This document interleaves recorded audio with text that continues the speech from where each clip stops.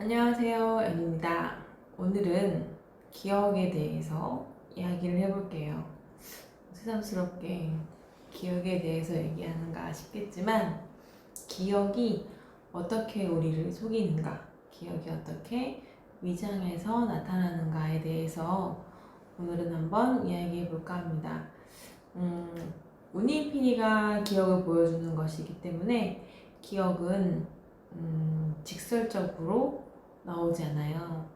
운이피리가 이야기해준다라고 제가 표현을 하지만 운이피리는 막 언어로 풀어내는 존재가 아니거든요. 잠재의식이니까 당연히 비유적이고 상징적인 것들로 이야기를 해주죠. 그러니까 우리가 우한애가 그걸 알아듣기 위해서는 해석을 해야 되는 때도 있어요.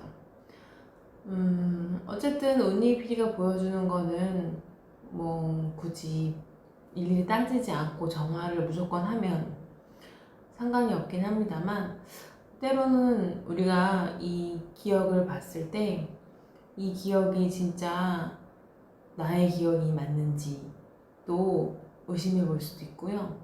그리고 이게 내가 생각하는 1차원적인 기억이 아니라 그 뒤에 숨겨져 있는 다른 근원의 기억들이 있는 경우들도 있어요. 그러니까 그런 것들에 대해서 한번 이야기를 해볼까 합니다. 일단은 우리는 많은 사람들이 연결되어 있기 때문에, 모두가 연결되어 있기 때문에 이런 생각이나 나를 힘들게 하는 감정이 순전히 나의 것이 아니라 다른 사람의 것들을 공유해서 그것으로 괴로워하는 경우들이 있는데, 그걸 모르고 내가 왜 이러지? 라고 생각하면서 더 기억에 빠져있는 경우들도 있어요.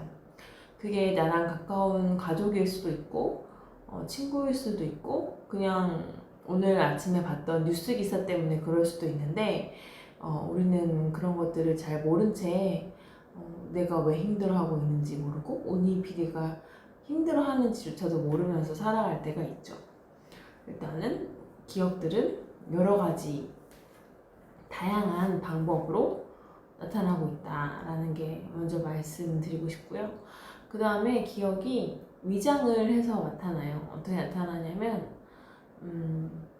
내가 지금 생각하는 것 뒤에 다른 여러 가지 기억을 숨겨서 온다던가 그런 거거든요. 그러니까 예를 들면 제가 이것도 이제 카페에 글을 썼던 적이 있었는데, 뭐 얼마 전에 제가 남편이 저에 대해서 막 잔소리하거나 그런 사람은 아닌데, 혼자서 이거 가지고 남편이 뭐라고 하면 어떡하지? 내가 이 행동을 했는데 남편이 싫어하면 어떡하지? 내가 이 말을 하면 화를 낼까? 뭐 이런 식으로 마치 막 노이로제에 걸린 사람처럼 하루 종일 남편 눈치를 봐야 했던 때가 있었어요. 그게 되게 이상했어요. 왜냐면 남편이 실제로 저한테 그런 경우가 없는데 나는 왜 이걸로 지금 이렇게 힘들어할까? 그러니까 하루 종일 누구의 눈치를 보면 사람이 기가 빠지고 너무 힘들잖아요. 진짜 괴롭더라고요. 그래서 이제 이 기억들을 찾아보니까 이게 사실은 나는 지금 남편의 눈치를 보고 있는 것처럼 느끼지만 그 뒤에 여러 가지가 숨어져 있더라고요. 예를 들면 남편이 할 거라고 생각했던 잔소리는 사실은 내가 예전 결혼 생활에서 겪었던 것들이 상당수 있었고, 또 어떤 것들은 부모님과의 생활 패턴에서 겪었던 잔소리들도 섞여 있었고, 또 한편으로는 내가 잘하지 못해서 또 이혼하면 어떡하지? 뭐 이런 두려움들도 섞여 있더라고요.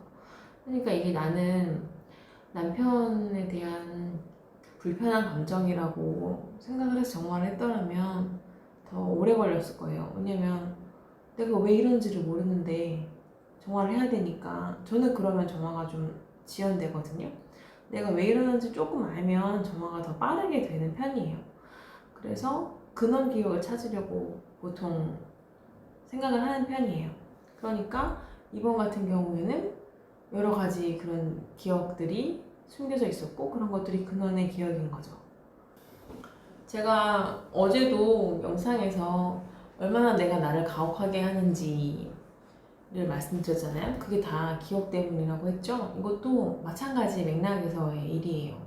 그리고 저는 사회생활을 하는 게 아니잖아요. 그러니까 물론 사회생활을 하지만 보통 이제 다 온라인으로 이루어지잖아요. 저희 상담이나 뭐 이런 일들이. 그러니까 실질적으로 제가 부딪히면서 생활하는 사람은 저희 가족밖에 없어요.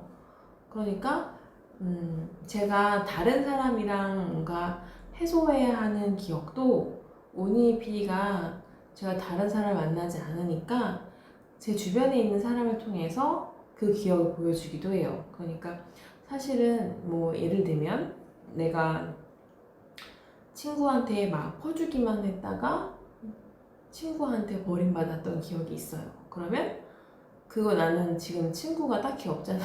이상하다. 친구가 없다고 하니까 좀 이상하지만 어쨌든 친구를 만나볼 수 있는 상황이 아니잖아요. 그러니까 그런 기억을 남편을 통해서 보여준다든가, 그러니까 남편이 제 그 기억을 플레이해주는 플레이어가 되는 거죠. 그래서 이게 기억이 그 사람과의 기억만 나타나는 게 아니라 내 안에 있는 여러 가지 기억이 지금 내 가까운 사람을 통해서 나타나기도 하는 건 거예요. 그러니까 예를 들면 제가 이혼을 했잖아요. 그래서 전 남편이랑 이혼을 하고 전 남편이랑 더 이상 만나지 않으니까 이제 새로운 기억이 없겠다라고 생각이 되지만 그 사람과의 어떤 일이 없으니까 그 사람과의 남아있는 기억을 정화하기 위해서 그게 지금 남편을 통해서 보여진다거나 그게 아이들을 통해서 보여진다거나 이런 식으로 나타나는 거죠. 내가 누군가가 싫어서 그 사람과 인연을 끊더라도 그럼 그 사람과의 정화가 거기서 끝나는 것이 아니라 그 사람과의 기억이 다른 형태로 해서 나타나서 정화의 기회를 준다는 거예요. 너무 신기하지 않나요? 그러니까 인연을 끊으면 더 이상의 새로운 기억이 쌓이진 않겠지만 그래도 정화의 기억들은 다른 방법으로 얼마든지 나타날 수 있다. 내가 부모님과 사이가 안 좋아서 부모님과의 만남을 끊더라도 부모님과의 기억을 정화할 수 있는 기회는 다른 걸 통해서 뭐 직장에서 나타날 수도 있고 내 배우자를 통해서 나타날 수도 있고 그럴 수 있다는 거죠. 또 심지어는 저는 이제 남편이 회사에서 겪는 일들도 제가 책임을 지고 정화를 하니까 남편 회사에서 겪는 경험을 저는 저의 집 안에서 가정에서 되게 비슷한 형태로 겪게 되는 경우가 있어요. 그러니까 제가 집에서 그 겪고 있는 생각이나 감정을 정화하면 남편의 그 회사 일이 정화가 되는 거죠. 그러니까 사실은 뭐가 먼저인지는 알 수가 없지만 어쨌든 남편의 회사 일도 나의 기억과 별개가 아닌 거예요. 내가 해소해야 할, 내가 해결해야 할 기억이 있다면 그거는 어떤 식으로든 나에게 나타나게 되는 거죠. 그러니까 혹시 뭐 남편이 회사 일이 잘 안 풀린다라고 생각을 하면 남편은 회사를 정화해야지라고 생각을 하는 게 아니라 지금 내가 겪고 있는 감정, 내가 지금 주로 생각하는 것들, 그런 것들을 정화하는 게 가장 빠른 걸 수도 있는 거예요. 사실 그게 가장 중요하고요. 그래서 다른 어떤 것보다 나의 평화가 우선이 되는 거죠. 오늘 제가 말씀드린 것들이 이해가 조금 되셨을지 모르겠어요. 기억이 어떻게 위장해서 나를 속이려고 하는지, 그것에 넘어갈 것이 아니라 이 기억이 정말 내 것인지 아닌지 객관화시켜 볼 수도 있는 거고, 그리고 다른 사람의 기억을 정화한다고 느끼는 것이 아니라 다른 사람의 일들도 결국에는 내 안에서 내가 지금 느끼는 것들을 정화하면 같이 해소가 될 수 있다.